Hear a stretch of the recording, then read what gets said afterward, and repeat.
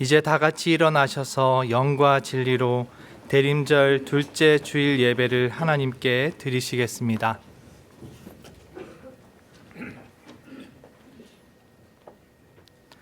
하나님이 세상을 이처럼 사랑하사 독생자를 주셨으니 이는 그를 믿는 자마다 멸망하지 않고 영생을 얻게 하려 하심이라. 아멘. 할렐루야.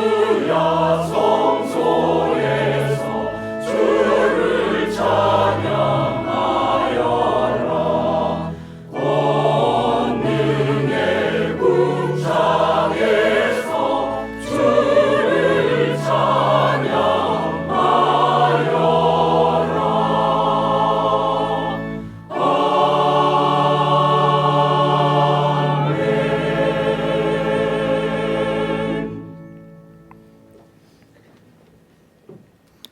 하나님 아버지, 이 한 주도 세상에서 돌고 돌아 헤매이다 왔습니다. 주를 위해 살겠노라 다짐했으나 작심 3일, 작심 1일에 그치고 세상의 흐름에 휘둘렸습니다. 입술로는 주를 찬양하나 마음과 행함은 욕망을 쫓았습니다. 주님, 우리의 이런 죄와 허물을 고하오니 긍휼히 여겨주시고 보혈로 씻어 주옵소서. 은혜와 자비의 손길에 저희를 맡기오니 만지시고 고치시고 거룩하게 하옵소서. 독생자 예수 그리스도를 보내주신 하나님, 주님의 크신 사랑에 감사드립니다. 십자가를 지신 은혜를 잊지 않게 하시고 그 사랑과 구원으로 하여금 소망을 붙들게 하옵소서. 의지할 곳이 없고 답이 없어 보이는 때에도 좌절하지 않고 주께서 우리에게 모든 것을 내어주셨음을 기억하게 하시고 이 시간도 우리로 그 은혜에 답하게 하옵소서. 예수님의 이름으로 기도드리며 이제 우리 모두 주님께서 가르쳐 주신 기도를 감히 주님의 이름으로 담대히 드리오니 하늘에 계신 우리 아버지여, 이름이 거룩히 여김을 받으시오며 나라의 임하옵시며 뜻이 하늘에서 이룬 것 같이 땅에서도 이루어지이다. 오늘날 우리에게 일용할 양식을 주옵시고 우리가 우리에게 죄 지은 자를 사하여 준 것 같이 우리 죄를 사하여 주옵시고 우리를 시험에 들게 하지 마옵시고 다만 악에서 구하옵소서. 대개 나라와 권세와 영광이 아버지께 영원히 있사옵나이다. 아멘.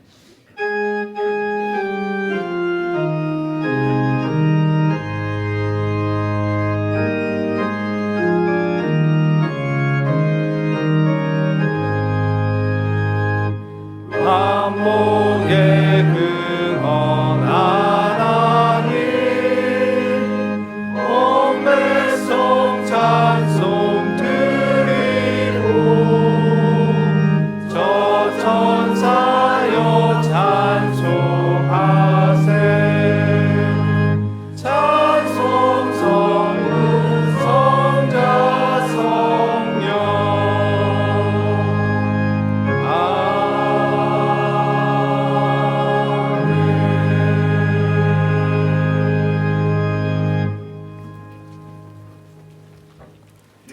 교동문 116번을 함께 교독하시겠습니다. 교동문 116번입니다.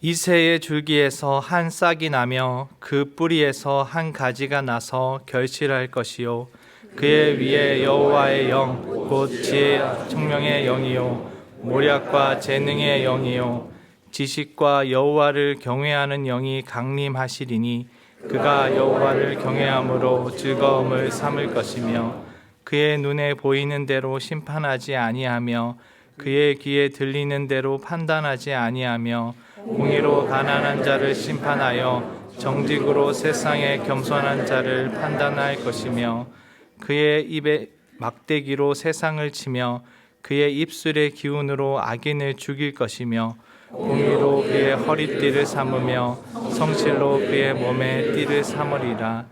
그때의 이리가 어린 양과 함께 살며 표범이 어린 염소와 함께 누우며 송아지와 어린 사자와 살찐 심승이 함께 있어 어린 아이에게 이끌리며 암소와 곰이 함께 먹으며 그것들의 새끼가 함께 엎드리며 사자가 소처럼 풀을 먹을 것이며 젖먹는 아이가 독사의 구멍에서 장난하며 젖된 아이가 독사의 불에 손을 넣을 것이라. 내 거룩한 산 모든 곳에서 해됨도 없고 상함도 없을 것이니 이는 물이 바다를 덮음같이 여호와를 아는 지식이 세상에 충만할 것임이니라. 그날에 이새의 뿌리에서 한 싹이 나서 만민의 기치로 설 것이요 열방이 그에게로 돌아오리니 그가 검은 곳이 넘어오리라. 아멘. 전능하사 천지를 만드신 하나님 아버지를 내가 믿사오며 그 외아들 우리 주 예수 그리스도를 믿사오니 이는 성령으로 잉태하사 동정녀 마리아에게 나시고 본디오 빌라도에게 고난을 받으사 십자가에 못 박혀 죽으시고 장사한 지 사흘 만에 죽은 자 가운데서 다시 살아나시며 하늘에 오르사 전능하신 하나님 우편에 앉아 계시다가 저리로서 산 자와 죽은 자를 심판하러 오시리라. 성령을 믿사오며 거룩한 공예와 성도가 서로 교통하는 것과 죄를 사하여 주시는 것과 몸이 다시 사는 것과 영원히 사는 것을 믿사옵나이다. 아멘.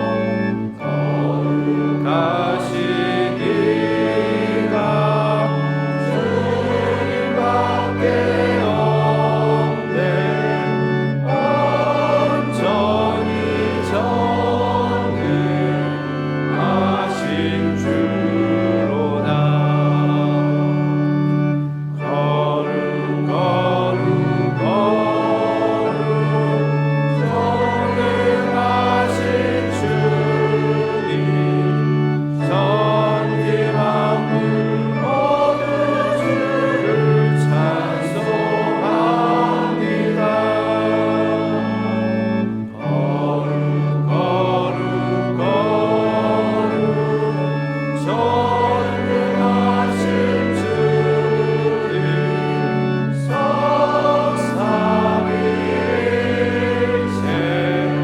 우리 주로다.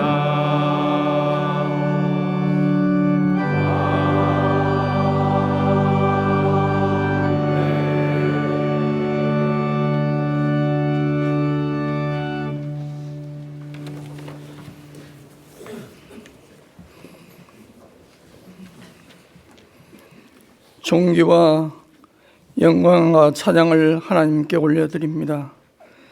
지난 한 주간도 허물과 죄로 죽었던 존재임을 고백하며 구별된 삶을 살려고 원했지만 주님과 세상을 저울질하며 이웃을 사랑하기보다는 자신의 유익만을 구하며 이기적으로 살아왔음을 회개합니다. 불쌍히 여겨주시고 용서하여 주시옵소서. 이 시간 하나님을 경외하는 마음으로 정성을 다하여 은혜의 보좌 앞으로 나아오니 찬양과 경배, 존귀와 모든 영광을 주님 홀로 받아 주시옵소서. 오늘은 이 땅에 다시 오실 예수 그리스도를 기다리는 대림절 둘째 주일입니다.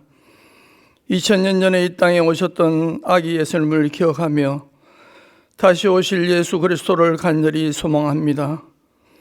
그러나 우리가 주님을 맞이할 준비가 되어 있는지 지난 날들을 돌이켜보며 마음을 추스립니다. 진정 내 속에 주님이 계시지 않은 삶을 살면서 아멘으로 기도드렸던 지난날, 우리의 기도가 이제 대림절을 맞으면서 우리의 헛된 욕망들에 대한 집착을 내려놓고 등불을 준비하여 예수님을 맞이했던 슬기로운 다섯 처녀와 같이 다시 오실 구원의 주님을 신실한 마음으로 기다리며 맞이하게 해 주시옵소서.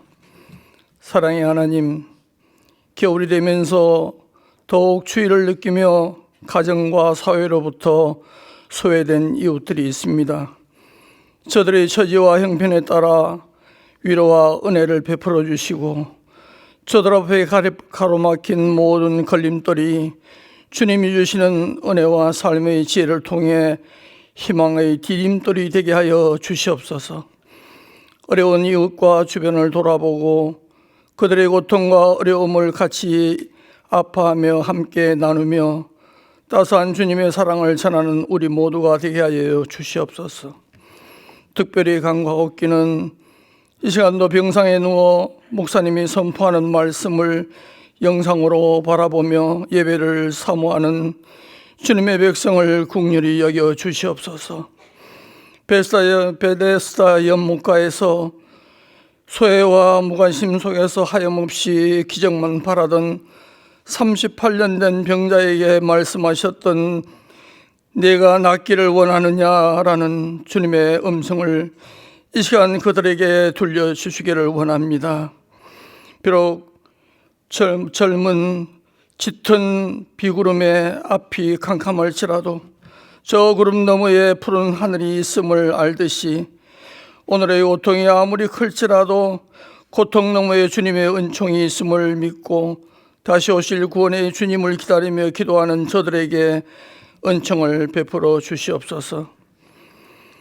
역사를 주관하시는 하나님, 어렵고 힘들었던 올 한 해도 이 나라의 백성을 지켜주신 하나님께 감사드립니다.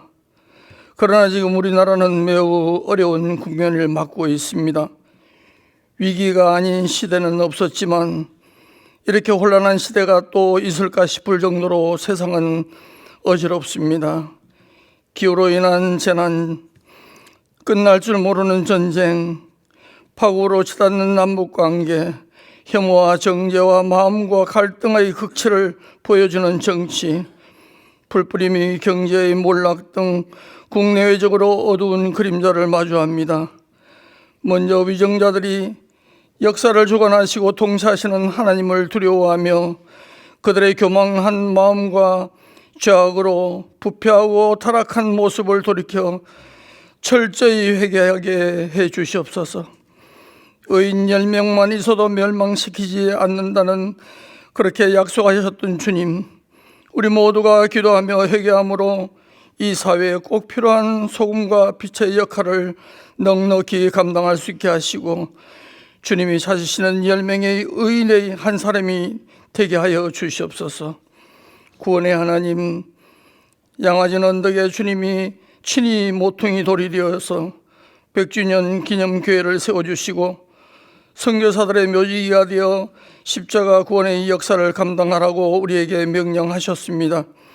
우리 모두 말씀에 순종하여 영원한 묘지기로 한국 기독교 200년을 향해 가는 바른 길닦기 사명을 잘 감당할 수 있도록 인도하여 주시옵소서. 오늘도 단위에 세우신 정한주 목사님을 영육간에 강건하게 하시고 성령 충만함으로 채워주시사 선포해 주시는 말씀에 우리의 삶이 변화되고 우리들 심령의 빈 곳을 성령님께서 말씀과 기쁨으로 채워주시옵소서. 귀한 시간을 먼저 주님께 드리는 아도나이 성가대의 아름다운 찬양을 기쁘게 받아주시고 찬양을 듣는 성도들에게는 답답하고 어두운 마음이 활짝 열려져 마음을 받는 귀한 옥토가 되게 하여 주시옵소서. 이 시간도 소리 없이 빛과 소금이 되어 교회 곳곳에서 예배를 돕는 봉사자들을 익혀가여 주시사 주님을 섬기고 봉사하며 살아가는 것이 인생의 가장 큰 행복이요 기쁨이 넘치는 삶이 되게 하여 주시옵소서. 언젠가 우리의 호흡이 멈추는 세상 끝날에 천국에서 우리를 기다리는 하나님 아버지가 계심을 우리가 믿고 이 땅에서 기쁨으로 살아가게 하심을 감사드립니다. 재림의 주님 오실 그날이 언제인지는 알 수 없으나 우리 모두 깨어 준비하며 오늘의 기다림이 헛되지 않도록 거룩한 열매로 채워 주시옵소서. 이 땅의 사랑과 평화의 왕으로 다시 오시는 예수 그리스도의 이름으로 기도드립니다. 아멘.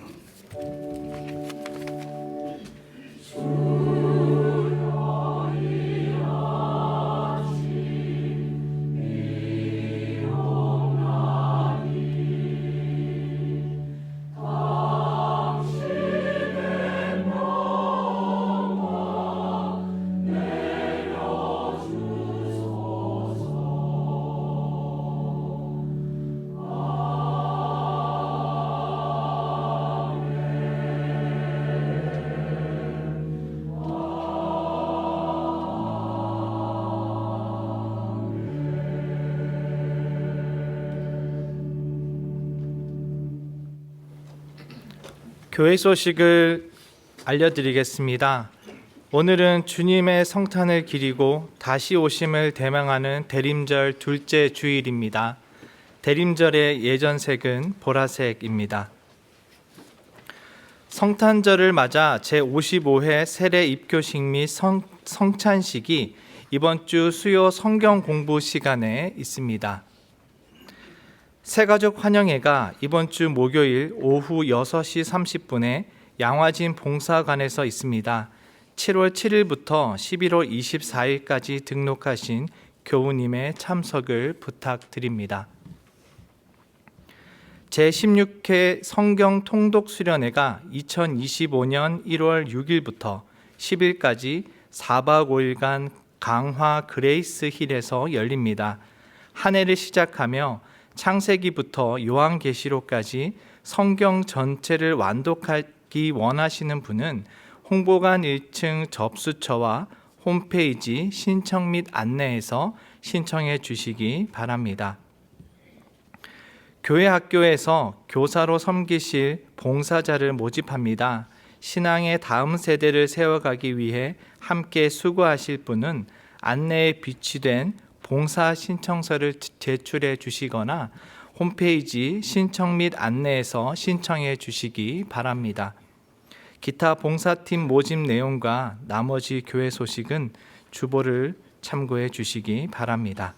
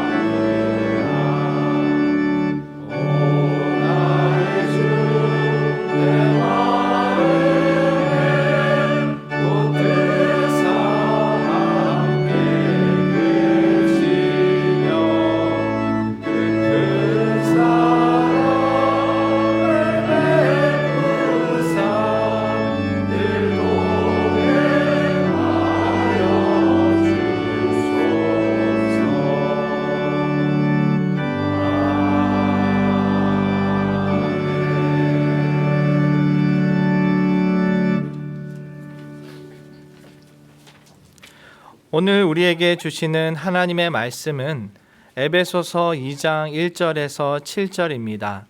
신약 성경 311쪽입니다. 에베소서 2장 1절에서 7절입니다.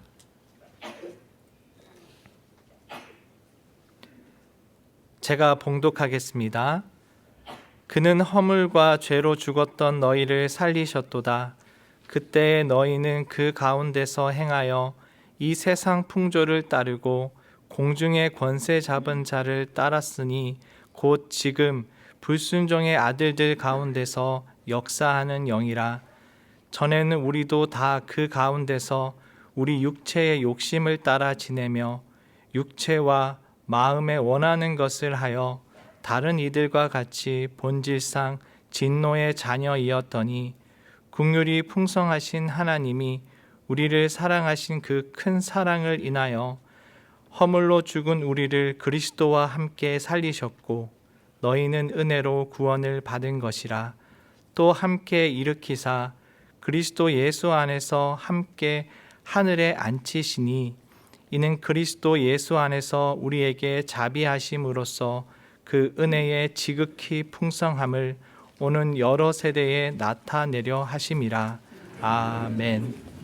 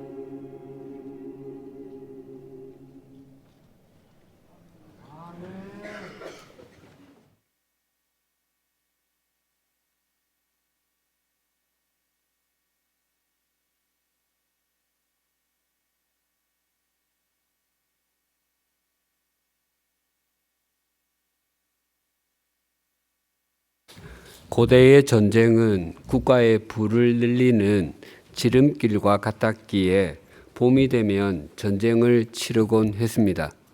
그리고 전쟁이 일어나면 왕은 전장으로 나가서 진두지휘를 하기도 하고 또 군인들을 격려하기도 했습니다.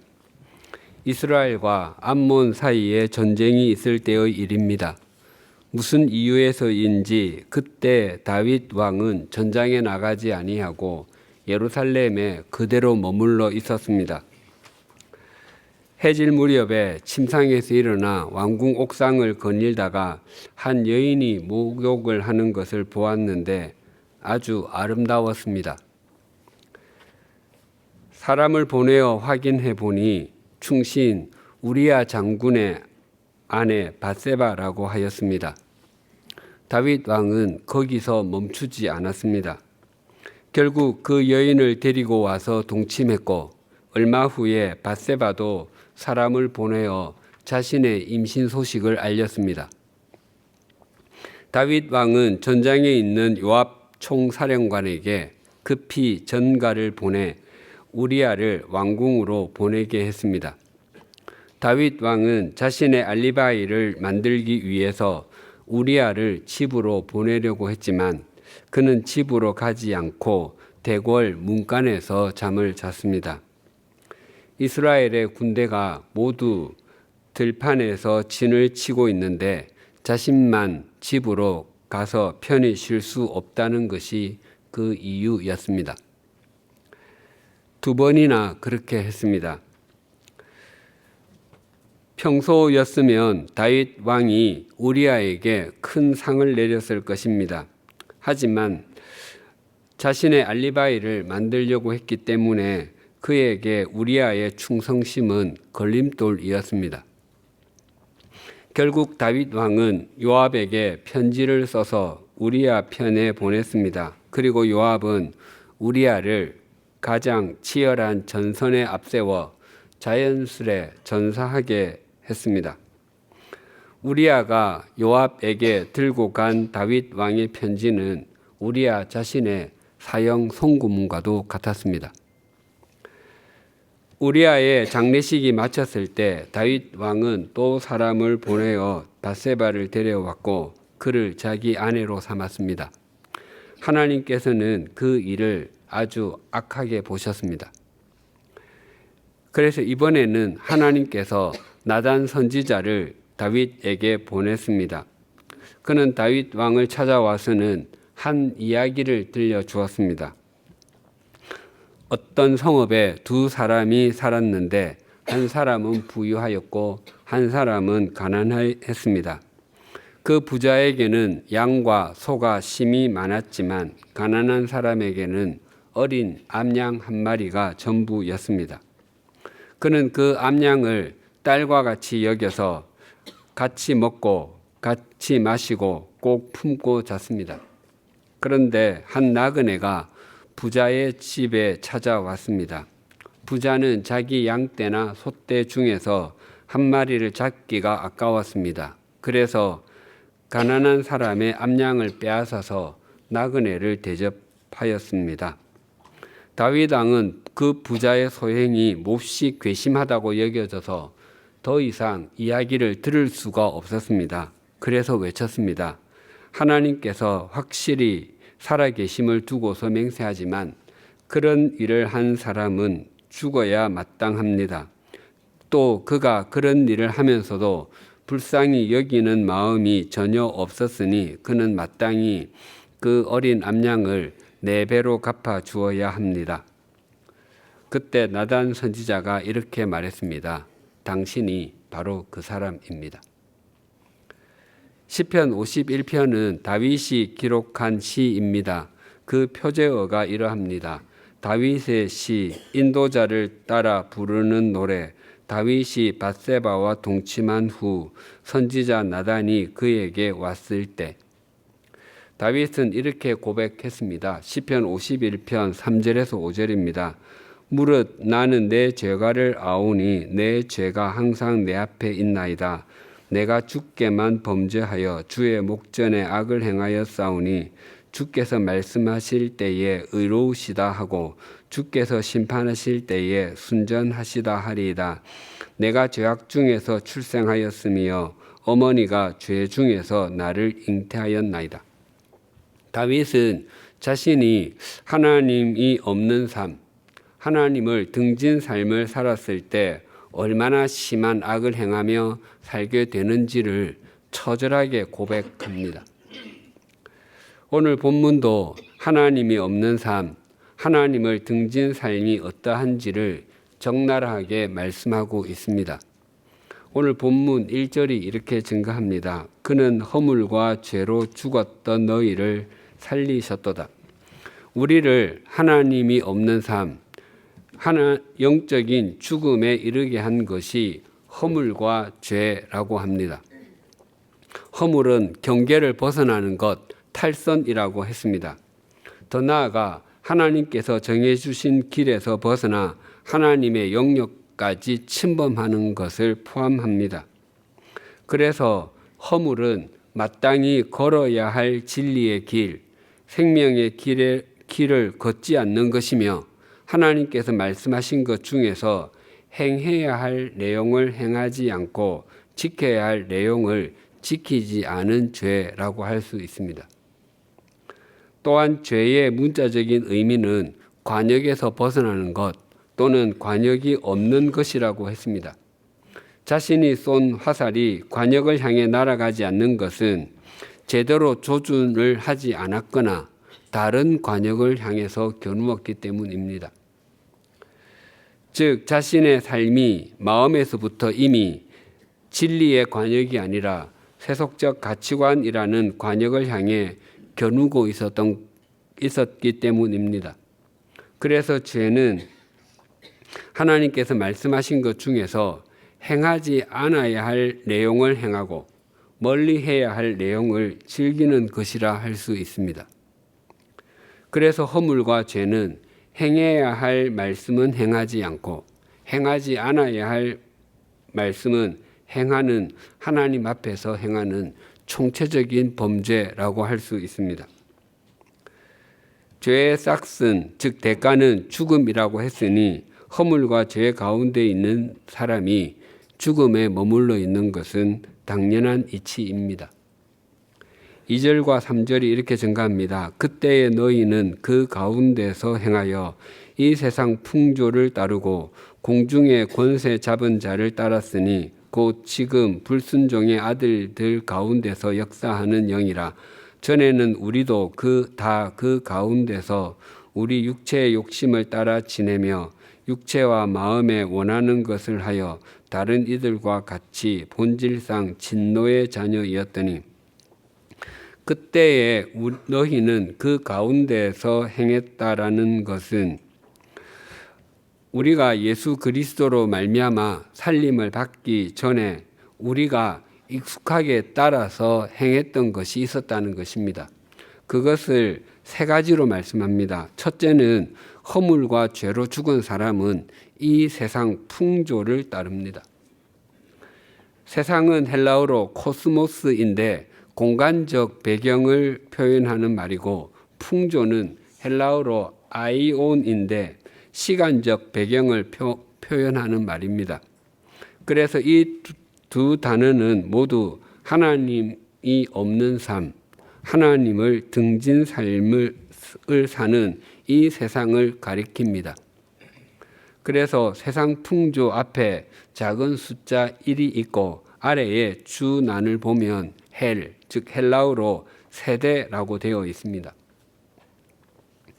허물과 죄로 죽은 사람은 하나님께서 정해주신 길에서 벗어나 세속적 가치관을 따라서 삽니다.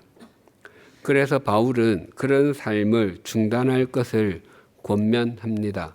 로마서 12장 2절입니다.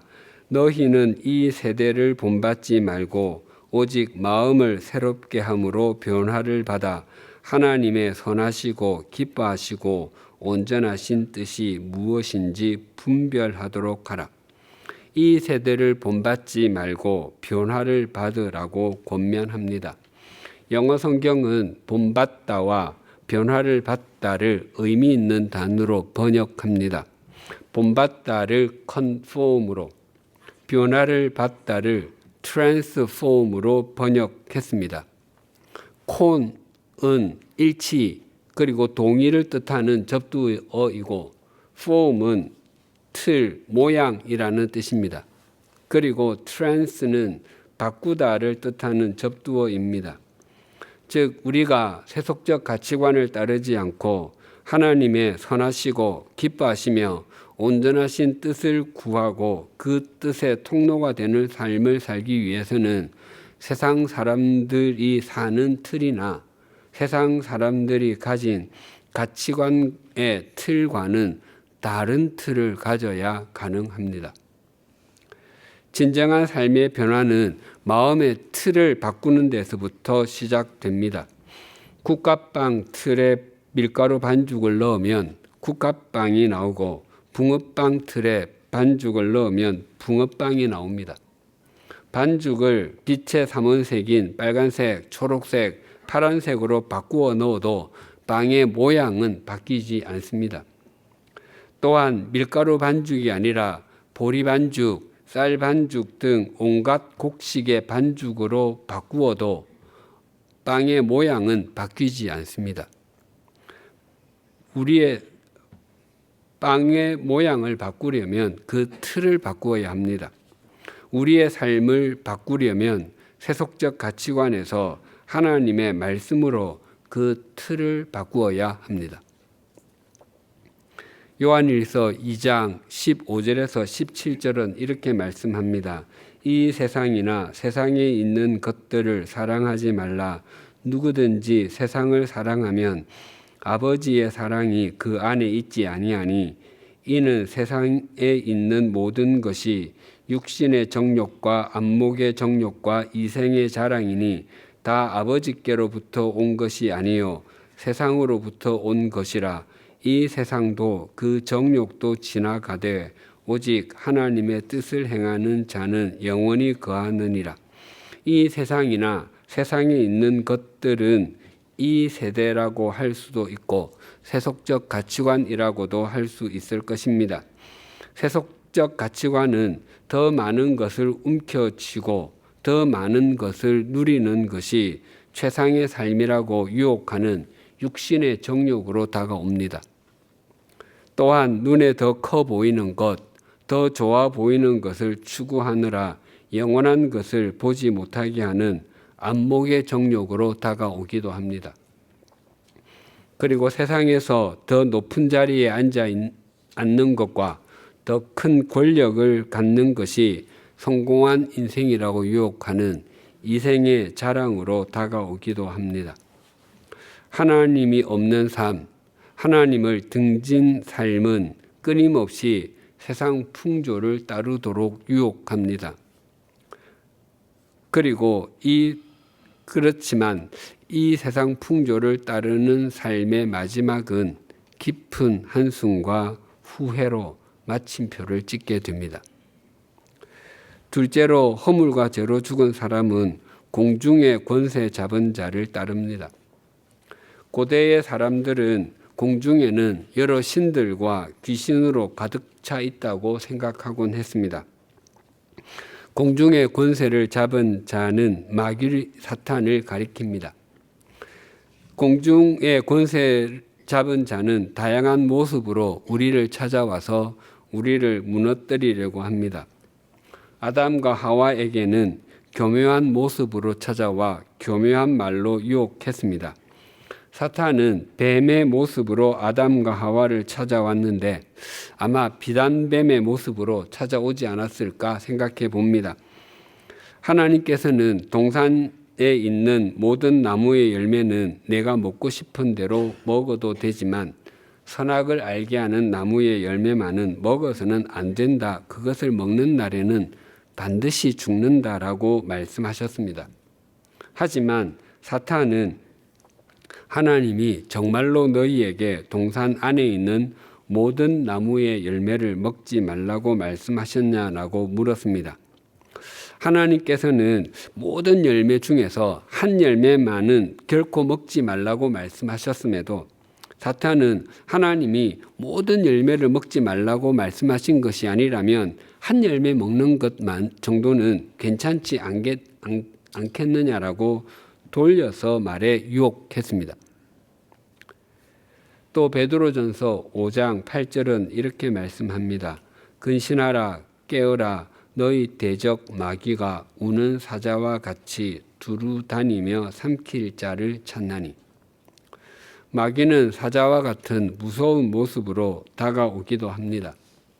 사자가 사냥을 할 때 먹이감을 향해 무작정 달려가다가 뒤처지는 것을 잡는 것이 아닙니다. 처음부터 짐승의 무리 중에서 부상을 당해서 잘 뛰지 못하는 것이나 어려서 잘 달리지 못하는 것, 반대로 늙어서 재빨리 도망가기 어려운 것을 목표점으로 삼고 그것을 향해서 전력 질주를 합니다. 사자가 얼룩말 등에 두 앞발을 올리면 얼룩말은 꼼짝하지 못합니다.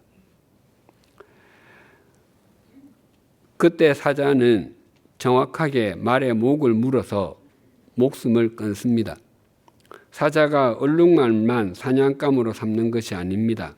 큰 동물에게도 사자가 공포의 대상이 되는 것은 사자가 홀로 다니지 않고 무리를 지어서 다니기 때문입니다. 아프리카 물소는 사자보다 몸집이 몇 배나 큽니다. 그러나 사자 5마리가 한꺼번에 달려들어 여기저기를 물어댑니다. 그러다가 물소가 힘이 빠져서 쓰러지면 목을 물어 숨을 끊습니다. 사자의 무리는 때로는 기린도 공격하고 어린 코끼리도 공격합니다. 마귀도 우리를 위협하여 우리를 하나님의 백성답게 그리스도인답게 살아가지 못하게 하려고 합니다. 그러나 마귀가 사자와 같은 맹수와 같을지라도 하나님께서 묶어두신 줄에 매여 있습니다. 우리 스스로가 가까이 가지 않는다면 우리를 공격하지 못합니다. 또 고린도후서 11장 14절은 이렇게 말씀합니다. 이것은 이상한 일이 아니니라 사탄도 자기를 광명의 천사로 가장하나니. 사탄은 자신의 모습을 광명의 천사, 즉 빛의 천사로 꾸민다고 합니다. 사탄은 결코 뿔을 달고 우리 앞에 나타나지 않습니다. 우리의 죄를 무차별적으로 지적하는 모습으로 나타나지도 않습니다. 가장 좋아 보이는 것으로 가장합니다. 그래서 사탄의 가장 큰 전략, 고대로부터 지금까지 가장 효과 있는 전략은 자신의 존재를 숨기는 것입니다. 이처럼 공중의 권세를 잡은 자는 다양한 모습으로 우리를 넘어뜨리려고 하고 하나님이 없는 삶, 하나님을 등진 삶을 살게 하도록 위협합니다. 아무리 커 보이는 것을 잡게 하는 것일지라도 또 아무리 좋아 보이는 것을 잡게 하는 것일지라도 우리로 하여금 하나님이 없는 삶을 살게 하거나 하나님을 등진 삶을 살게 하는 것이라면 그것은 하나님의 부르심의 소망을 따라서 사는 것도 아니고 하나님의 기업의 영광의 풍성함을 소망하고 사는 것도 아닙니다. 셋째로 허물과 죄로 죽은 사람은 육체의 욕심을 따릅니다. 육체의 표면적 의미는 살과 피와 신경 조직을 가진 몸을 말하고 상징적 의미는 타락하고 부패한 인간의 본성을 말합니다. 물론 본문에서는 말하는 육체는 후자를 의미합니다. 이 부분은 다음 주에 상세히 살피도록 하겠습니다. 이처럼 허물과 죄로 죽은 삶은 이 세상 풍조, 즉 세속적 가치관을 따르고 공중 권세 잡은 자, 마귀, 사탄을 따르며 육체의 욕심을 따릅니다. 이 세 가지는 모두 하나님이 없는 삶과 하나님을 등진 삶을 추구하게 하는데 그 이유는 그 삶이 하나님 앞에서는 죽은 것이기 때문입니다. 3절을 다시 봉독하겠습니다. 전에는 우리도 다 그 가운데서 우리 육체의 욕심을 따라 지내며 육체와 마음에 원하는 것을 하여 다른 이들과 같이 본질상 진노의 자녀이었더니 허물과 죄로 죽은 사람이 언제부터 불순종의 아들이 되었고 진노의 자녀가 되었는지를 말하는데 본질상이라고 합니다. 즉 태어날 때부터입니다. 앞에서 다윗에 대해서 말씀드렸습니다. 그는 나단 선지자가 들려준 이야기가 자신의 이야기라고는 조금도 생각하지 않았습니다. 그 후에 참회 시인 시편 51편을 지었습니다. 거기에서 다윗은 내 죄가 항상 내 앞에 있습니다. 내가 죄악 중에서 출생하였습니다. 어머니가 죄 중에서 나를 잉태하였습니다. 라고 고백했습니다. 자신이 본질상, 즉 태어날 때부터 죄인, 원초적 죄인이었다고 고백하지 않을 수 없었던 것입니다. 또 시편 51편 10절은 이렇게 말씀합니다. 하나님이여 내 속에 정한 마음을 창조하시고 내 안에 정직한 영을 새롭게 하소서. 다윗은 자신의 마음을 정하게, 즉 깨끗하게 해달라고 요청하지 않고 정한 마음을 창조해 주시기를 간구합니다. 다윗의 훌륭한 점은 그가 목동이었을 때도 하나님을 신뢰했고 골리앗과 싸울 때도 하나님을 신뢰했으며 왕이 되어서도 하나님을 신뢰했던 것입니다. 우리는 예상하지 못했던 환경에서와 자신의 힘으로 헤쳐가기 힘든 상황에서만 하나님을 바라보고 하나님을 신뢰하겠다고 고백하곤 합니다. 하지만 상황이 여유가 있게 되고 편안한 환경이 되면 하나님 외에 다른 것을 바라보고 신뢰하곤 합니다. 그러나 다윗은 그렇지 않았습니다. 다윗에게 사울 왕은 자신의 주군이기도 했지만 장인이기도 했습니다.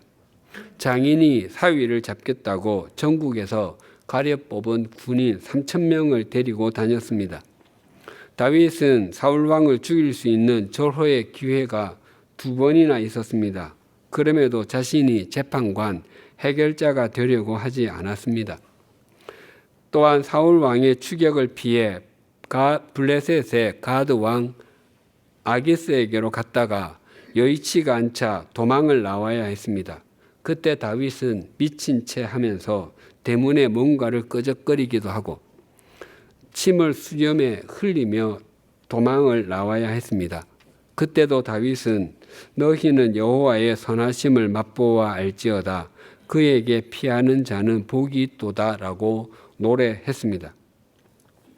다윗이 왕이 된 후에 충분히 사울의 집안을 향하여 복수를 할 수 있었음에도 요나단의 아들이자 사울의 손자인 무비보셋에게 사울 왕의 모든 재산을 돌려주었을 뿐만 아니라 그를 왕자와 같이 여겨서 왕의 상에서 먹도록 해 주었습니다.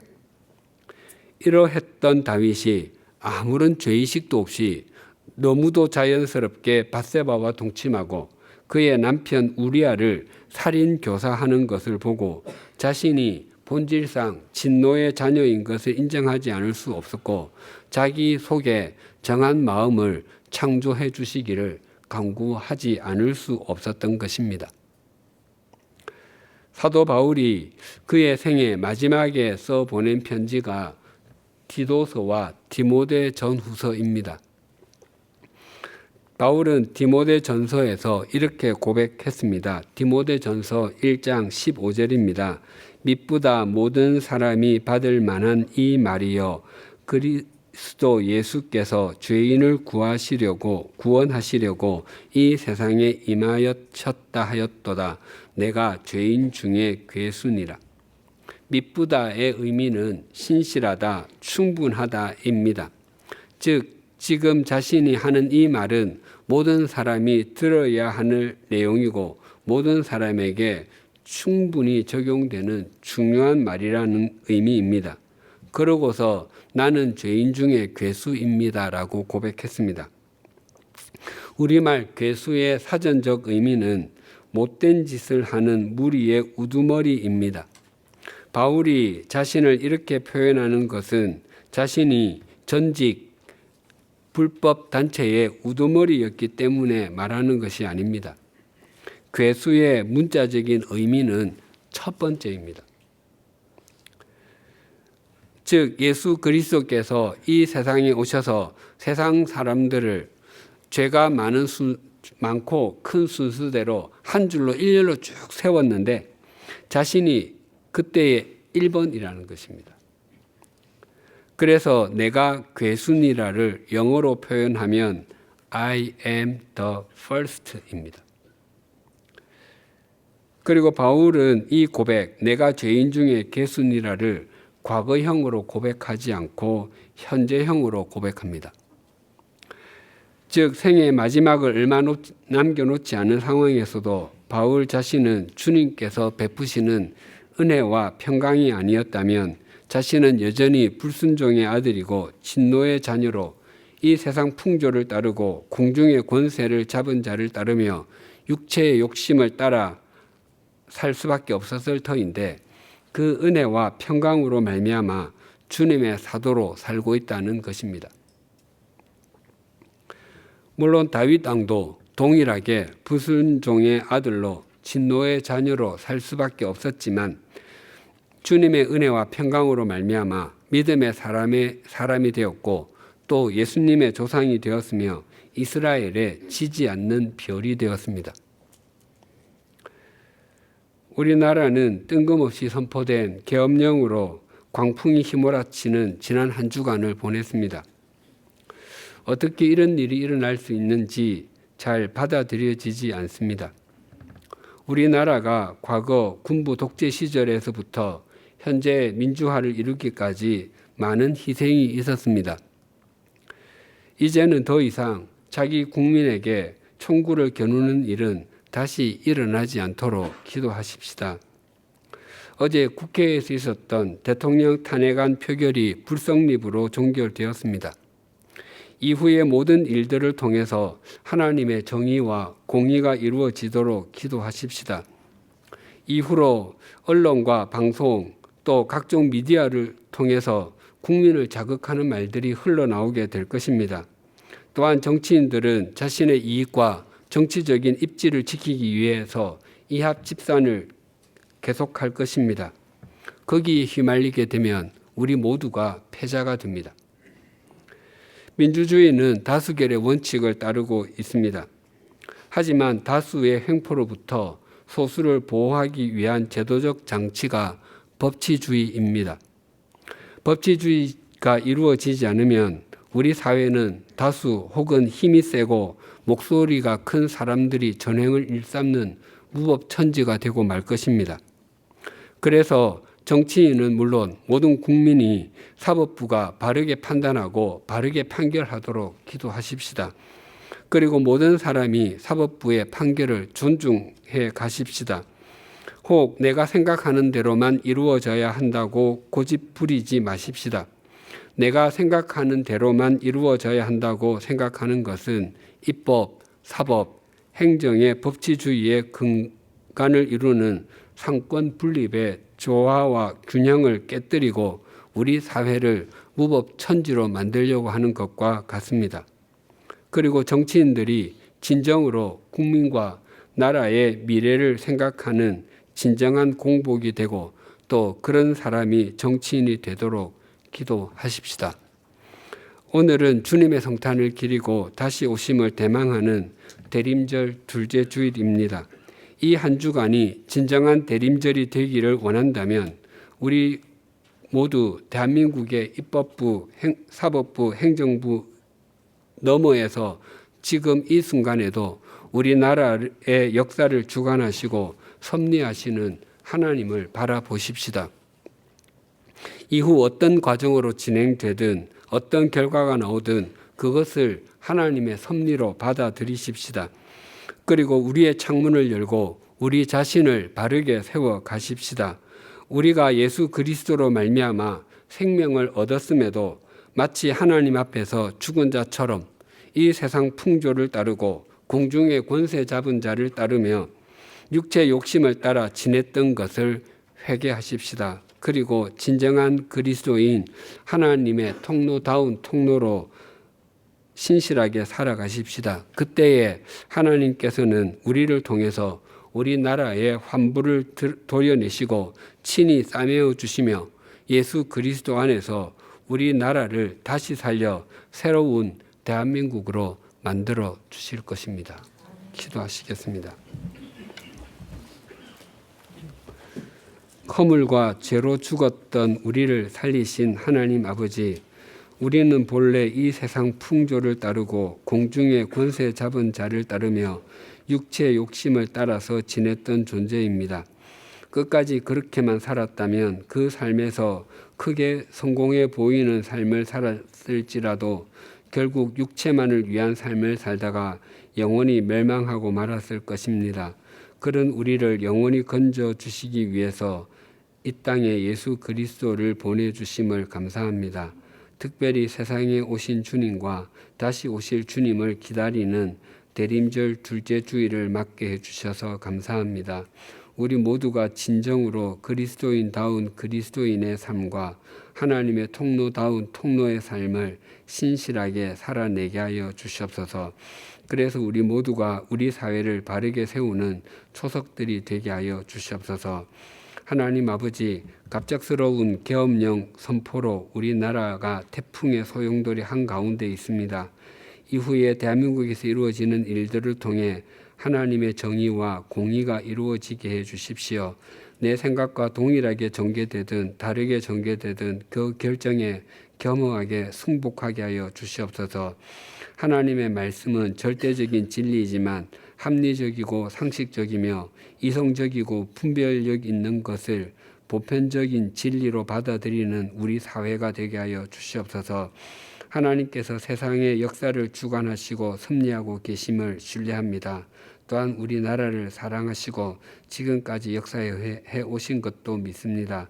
지금 일어나고 있는 일들이 주님 안에서 새로운 대한민국을 해산하기 위한 생명의 진통으로 승화되게 하여 주시옵소서. 예수님의 이름으로 기도드립니다. 아멘.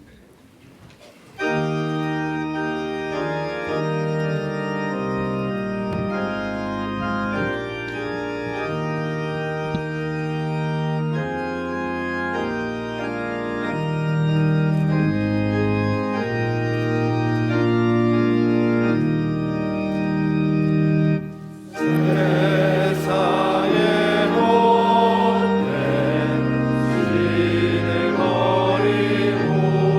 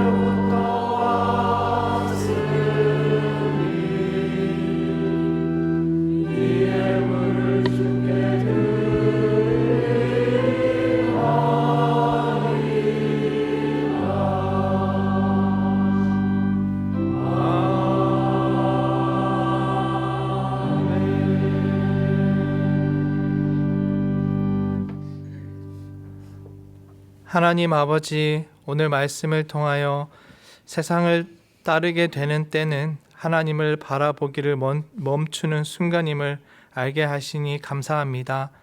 하나님의 마음에 합했던 다윗도 여기서 무너져 밧세바를 범하고 그의 남편 우리아를 죽였고 뒤늦게 통곡하며 하나님을 찾아싸우니 우리는 그와 같은 실수를 하지 않도록 주님께서 붙들어 주옵소서. 마땅히 걸어야 할 길을 걷고 행할 바를 행함으로 세상 유혹과 욕망 속에서 자신을 거룩하게 지켜나갈 수 있도록 은혜 베풀어 주옵소서. 이 고백과 함께 주께 예물 올려 드립니다. 억지로 드리는 것 아니라 그 은혜가 놀랍고 크기에 우리가 가진 모든 것이 주께로부터 나왔고 주의 것임을 알기에 우리 마음이 주를 향했기 때문에 드리는 것입니다. 주님 기쁘게 받아주시고 하늘의 평화와 신령한 복으로 답하여 주옵소서. 예수님의 이름으로 봉헌 기도 드립니다. 아멘. 주위에 계신 분들과 인사 나누시겠습니다.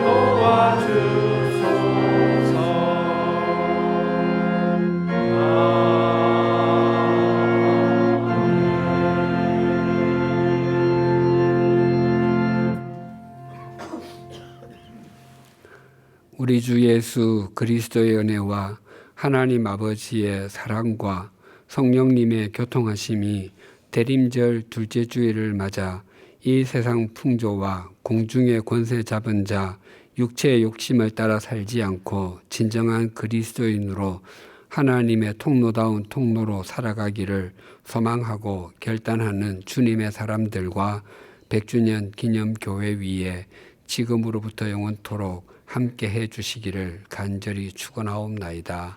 아멘.